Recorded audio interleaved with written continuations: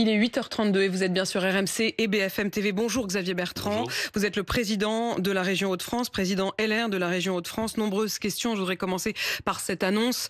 Cette nuit, l'arrestation donc d'un jeune homme de 20 ans qui aurait crié « Ton Allah de merde » en pleine mosquée vendredi, assassinant sauvagement dans cette mosquée du Gard un homme qui priait dans la mosquée. Olivier H, c'est son nom, a donc été arrêté cette nuit.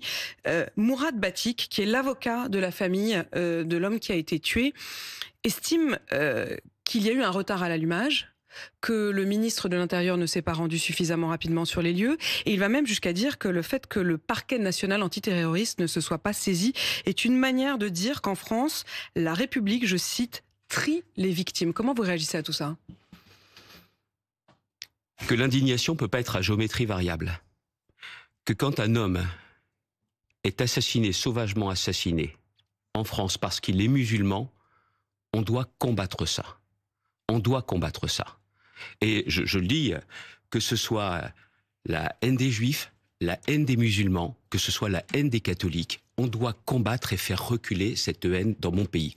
Voilà moi ce que je veux faire, me battre pour que reculent justement, clairement, ces agressions, ces attaques. Je pense aussi, si vous me permettez, au-delà des déclarations de l'avocat, à la famille de cet homme qui a perdu la vie, qui a été assassiné dans des conditions effroyables, d'après ce que l'on en sait, et d'après ce que l'on en sait, d'après ce qu'a évoqué le procureur, il a été sauvagement assassiné parce qu'il était musulman et dans cette mosquée.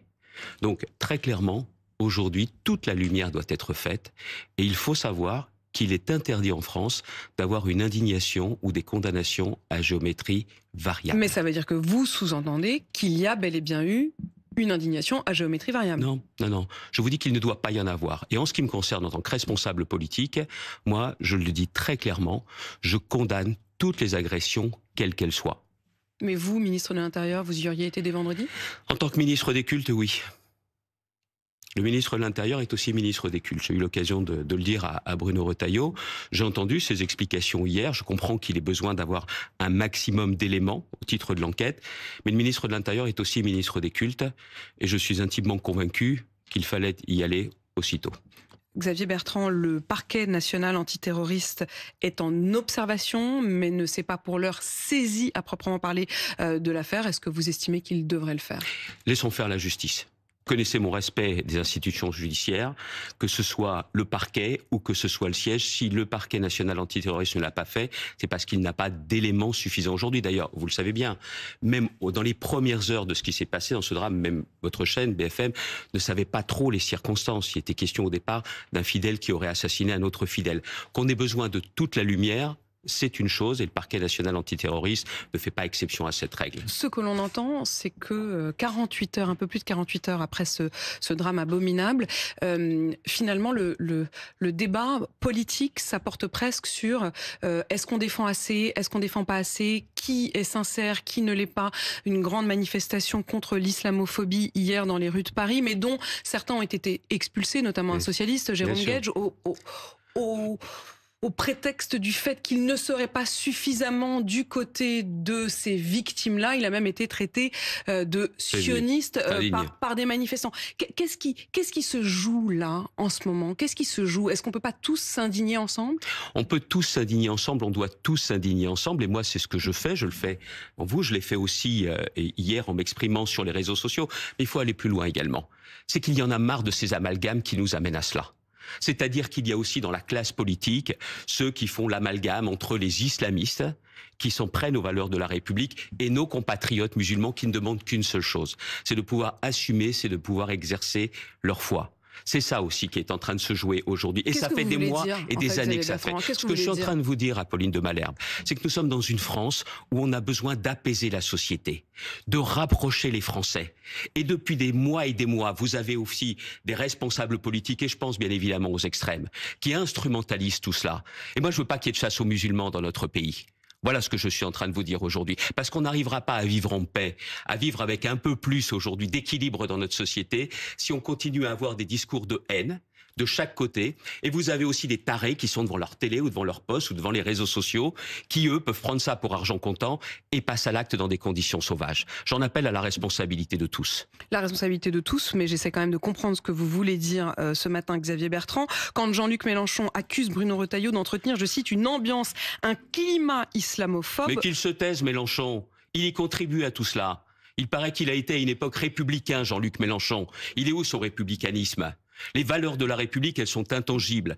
La liberté, l'égalité, la fraternité et aussi la laïcité que je mets au même niveau. Alors c'est certainement pas Monsieur Mélenchon que je vais commenter aujourd'hui, lui qui justement sème également cette haine. Il sème cette haine, c'est-à-dire que vous voulez dire qu'en refusant qu'on critique l'islamisme ou qu'on fasse... Vous dites qu'il fait lui-même des amalgames ? Faisons la part des choses. Si on veut arrêter qu'il y ait cette chasse, parce que c'est aussi une chasse qui est en train aujourd'hui d'être vécue, mettez-vous aussi à la place de la famille, des proches de cette victime. Qu'est-ce qu'ils se disent aujourd'hui? Est-ce qu'on peut exercer notre foi en toutes les conditions de sécurité? D'ailleurs, Bruno Retailleau a eu raison de dire hier qu'il fallait renforcer. Cela a été fait à différents moments et de façon quasi permanente sur les synagogues. C'est vrai aussi sur des lieux de culte catholiques au moment des fêtes de Pâques. On l'a vu, que ce soit la messe des rameaux, que ce soit aussi lors du cœur des fêtes de Pâques, il y avait davantage de forces de sécurité. C'est vrai aussi pour les mosquées. C'est que nous sommes aujourd'hui dans une société, tant qu'il n'y aura pas davantage d'esprit de responsabilité, c'est ce que je vous demande aujourd'hui, c'est ce que je viens faire sur votre plateau, on a besoin de protéger ceux qui veulent exercer leur foi paisiblement. Mais fallait-il peut-être que d'autres responsables que les seuls LFI, ou en grand nombre surtout eux, soient à cette manifestation hier? Est-ce que LR n'avait pas sa place dans une manifestation? Participer à une manifestation aux côtés de M. Mélenchon, certainement pas. Jamais? Non. Pour vous, c'est impossible. Mais écoutez, avec ceux qui sont effectivement en train de prêcher la haine, prêcher la violence, et les propos antisémites aussi de M. Mélenchon et d'un certain nombre de ses proches, certainement pas, Pauline de Malherbe. Il y a suffisamment de place aujourd'hui pour que les Républicains se fassent entendre, que les Républicains, que toutes celles et ceux qui continuent à croire et à promouvoir les valeurs de la République. La République, c'est pas une idée ancienne. La République, on a besoin de lui donner un contenu précis. On a besoin que liberté, égalité, fraternité, laïcité, c'est un contenu précis, notamment pour les jeunes générations. Mais je ne connais pas de meilleur ciment pour la France. Xavier Bertrand, François Bayrou a parlé d'islamophobie, Manuel Valls ou Bruno Retailleau refusent d'utiliser ce terme. Vous en pensez quoi? Vous levez les yeux au ciel? Oui, parce que ce débat sémantique, il est stérile. Il y a un homme qui a été sauvagement assassiné parce qu'il était musulman. Voilà justement les faits. Voilà. Et donc, une fois que l'on a dit ça, j'en appelle encore une fois à l'esprit de responsabilité et à la force républicaine qui peut animer un certain nombre de responsables politiques pour dire très clairement aujourd'hui que l'on refuse les amalgames et que l'on refuse les extrêmes. C'est dans ce contexte, Xavier Bertrand, que Laurent Wauquiez demande hier à ce que l'organisation des frères musulmans soit classée comme organisation terroriste et refusée sur le sol français. Vous en pensez quoi? Que quand il y a un acte qui est commis, qui est contraire à la loi de la République, il doit être sanctionné aussitôt. Que ce soit justement l'idéologie salafiste, que ce soit l'idéologie des frères musulmans, le vrai sujet, c'est comment vous évitez que ce poison ne se diffuse dans les têtes, comme je vous le disais tout à l'heure. Quels sont les outils? Les outils, c'est la loi. La République aussi, elle est construite, elle est fortifiée par la loi républicaine. Alors on applique la loi et on respecte la loi. Un acte qui est commis contrairement aux lois républicaines, il est sanctionné immédiatement et avec force. Mais j'ai pas compris. Voilà les frères musulmans, pour vous, est-ce que ça doit être classé? Tout acte doit être réprimé aussitôt. Ils tiennent des propos qui sont contraires à la République, il y a des prêches qui sont contraires à la République, alors ces condamnations, et celui qui prêche contrairement aux valeurs de la République, il n'est pas français, il est expulsé. Immédiatement. Vous ne laissez rien passer. Vous savez, cette force que je qualifie aujourd'hui de force républicaine, si elle s'applique, les autres reculeront. Voilà clairement ce que je veux vous dire. Xavier Bertrand, justement à propos d'un lycée qui est dans votre région, le lycée Averroès, Bruno Retailleau, lui, estime qu'il s'agit d'un bastion de l'entrisme islamiste. Sous-entendu, tout comme seraient les frères musulmans. Vous avez eu, à propos de ce lycée, Je dirais une sorte d'analyse variable. Vous avez d'abord salué l'arrivée de ce lycée Averroès dans votre région. Oui, il était là avant que je n'arrive à la tête de la région. Vous l'avez salué, puis vous avez bloqué les subventions dues à ce lycée Averroès, menant d'ailleurs à la désassociation de l'établissement entre l'État donc et l'établissement en septembre 2024. Et voilà que le tribunal administratif de Lille a décidé de rétablir donc le contrat d'association entre l'État et le lycée Averroès et de rouvrir ce lycée. On en est où et qu'est-ce que vous en comprenez? Allez, plusieurs choses. Quand je suis élu en 2016, le lycée Averroès est là depuis longtemps, mais il est vrai qu'au lendemain de Charlie, nous sommes invités, notamment avec des élus, le président du département, avec Gérald Darmanin qui est à mes côtés, dans ce lycée où ils veulent témoigner de leur attachement à la France, aux valeurs de la République et à condamner ce qui s'est passé chez Charlie. Et nous y allons. Ensuite, j'ai différents bruits, notamment, on me dit, il y a des problèmes dans ce lycée. Je saisis le rectorat, qui à chaque fois, soit ne me répond pas, soit ne me dit qu'il n'y a rien à voir. Et puis en 2019, il y a le livre de M. Malbruno, qui dit très clairement qu'il y a Qatar Charity, d'organisation qatarienne, qui a financé cet établissement, et donc qu'il y a des influences et des influences étrangères. Je saisis le ministère, qui met du temps avant de déclencher une enquête de l'administration, et qui me dit circuler, il n'y a rien à voir. Cette réponse-là ne me satisfait pas. Et je décide, comme un lanceur d'alerte que j'assume être, de ne pas verser les forfaits d'externat pour attirer l'attention de l'État. Et au bout de quelques années, le préfet, la Chambre régionale des comptes disent « oui, il y a un problème dans cet établissement ». Voilà exactement les choses. Et pas que j'ai changé, c'est que moi, je ne fais pas l'amalgame entre les islamistes et les musulmans. Les familles qui sont dans cet établissement, les enfants qui sont là pour y recevoir une bonne éducation. Mais derrière, moi, je ne veux pas qu'il y ait d'influence. Et je ne veux pas qu'il y ait d'influence islamiste. Et je ne regrette pas. Ça serait à refaire, je le referais ce que j'ai fait. Parce que si je n'avais pas été ce lanceur d'alerte, rien n'aurait été mis à jour. Sauf que rien n'aurait été mis à jour. Mais aujourd'hui, l'État estime qu'il n'y a pas, le tribunal administratif de Lille, plus précisément, estime qu'il n'y a pas de manquement grave aux principes fondamentaux de la République. Eh bien maintenant, ce que je souhaite, c'est que l'État fasse appel pour aller jusqu'au bout des voies de procédure, et je l'ai indiqué, en ce qui me concerne, je ne reprendrai pas les versements tant que le droit n'aura pas été dit définitivement.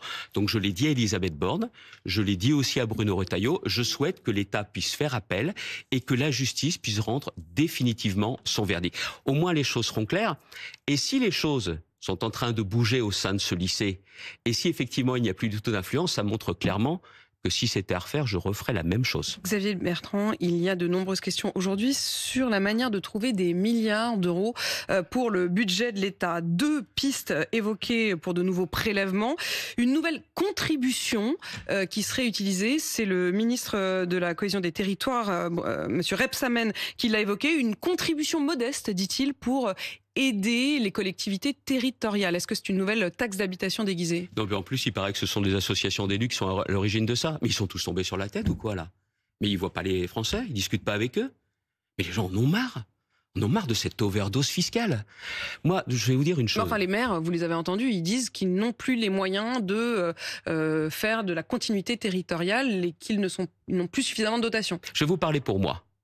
Pour moi, à la région, l'État a autorisé les régions à taxer des entreprises, Comme l'État nous a fait les poches, des régions ont dit, comme vous nous faites les poches, autorisez-nous à faire les poches des entreprises, en mettant en place un versement mobilité. Je suis la première région à avoir dit, je ne mettrai pas en place ce nouvel impôt sur les entreprises, parce que c'est un impôt qui va faire disparaître des emplois. Ça m'aurait rapporté 71 millions d'euros, entre 70 et 80 millions d'euros. Bien, qu'est-ce que j'ai fait? J'ai réduit mes dépenses. C'est pas facile de réduire les dépenses. Je les ai réduites d'à peu près 110 millions d'euros. Si j'avais appliqué cet impôt, je n'aurais jamais réduit mes dépenses. Jamais. Donc pas question. Non. Pas question d'avoir de nouvelles contributions. Pas question d'aller taper les retraités. J'allais y venir puisque c'est l'autre piste. Tant qu'on n'a pas baissé les dépenses au maximum. Et on peut le faire dans notre pays. Je l'ai fait à la tête de ma région. Excusez-moi, je suis pas un magicien. Mais en tout état de cause, je sais le faire. Parce que j'essaye aussi de gérer la région comme un père de famille, chef de famille, gère son budget, comme un chef d'entreprise gère son budget. Donc la suppression de l'abattement fiscal de 10% pour les retraités, qui est évoquée par Amélie de Montchalin, c'est non. C'est niette. Et je vais aussi vous dire pourquoi. Il y en a marre de considérer les retraités comme des vaches à lait. Il y a quelque chose que les gens ne comprennent pas quand ils sont en activité. C'est que quand on est retraité, on n'a pas le même revenu que quand on est salarié ou indépendant. Votre revenu va se situer, allez, en moyenne à 2/3 de ce qu'était votre revenu. C'est-à-dire que si vous aviez 2000 €, vous allez vous retrouver grosso modo avec 1350 €. Elle est là la différence. Mais votre mutuelle santé, elle va coûter beaucoup plus cher. Et vous n'aurez pas d'heures supplémentaires. Et vous n'aurez pas de prime de fin d'année. Donc très clairement, les retraités ont ça jusqu'au bout.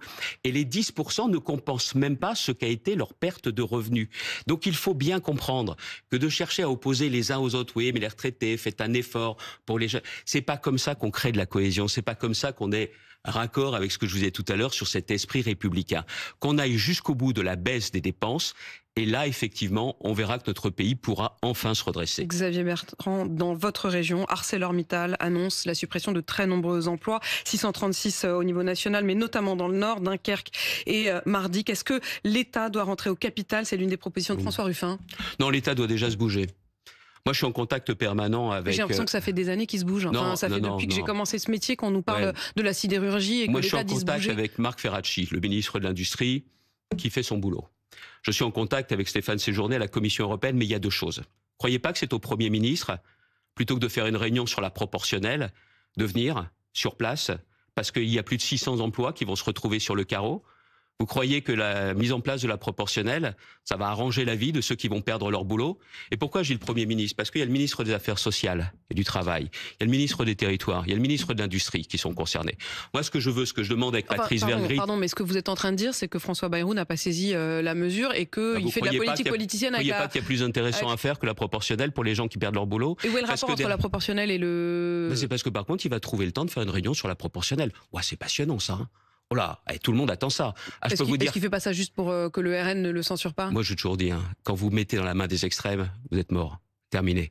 Donc, occupez-vous de la vie des Français. Voilà ce que les gens veulent. Vous croyez qu'à Dunkerque, ils m'ont dit « Ouais, c'est génial, il fait une réunion sur la proportionnelle, si après il peut venir nous voir. » Non, c'est maintenant.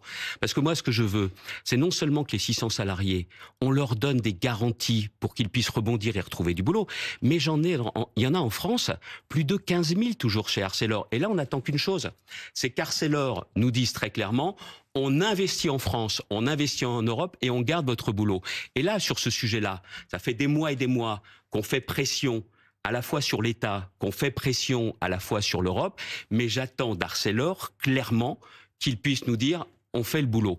Parce que je vais vous dire une chose, ce qui est aujourd'hui très important. L'Europe, pendant des années, a mis des bâtons dans les roues de l'industrie. Là, aujourd'hui, Stéphane Séjourné, lui, veut tourner cette page. Mais il faut qu'on ait tout le monde autour de la table et que clairement, Arcelor nous dise on investit et on gardera les emplois. Et vous ne croyez pas quand même que si le Premier ministre vient lui-même, c'est sa responsabilité? Et c'est un appel que vous lui lancez. Les boulangers et les fleuristes, est-ce qu'ils doivent pouvoir bosser le 1er mai? Évidemment. Les fleuristes, le muguet ne se vend pas seulement dans la rue, je sais que c'est cette tradition, mais les fleuristes sont là toute l'année, ils payent des charges, je pense que c'est bien aussi de leur permettre.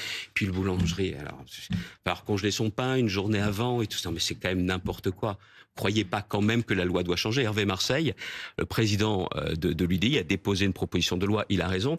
Et en attendant, tiens, si on faisait la grève des contrôles le 1er mai, vous croyez pas que ça permettrait aussi très clairement de leur permettre de travailler? En gros, vous dites qu'on devrait annoncer qu'il n'y aura pas de contrôle de manière tacite ce jour-là. En attendant que la loi ne change. Gérald Darmanin dit qu'il a envie d'être candidat à la présidentielle. Eh bien, très bien pour lui. Mais vous aussi, vous avez envie d'être candidat à la présidentielle. Oui, mais avoir envie, vous avez tous envie d'être candidat à la présidentielle. Mais avoir envie, ça suffit pas.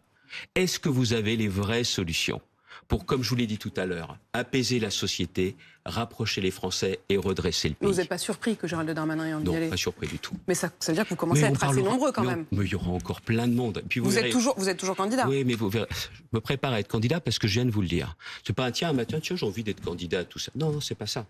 Le vrai sujet, c'est est-ce que vous avez les solutions et est-ce que les Français vous font confiance? Et en attendant ça, vous savez quoi? Il faut se battre pour les Français. Merci Xavier Bertrand d'avoir répondu à mes questions ce matin. Donc président LR de la région Hauts-de-France et candidat à la candidature. On en reparlera. Il est 8h51.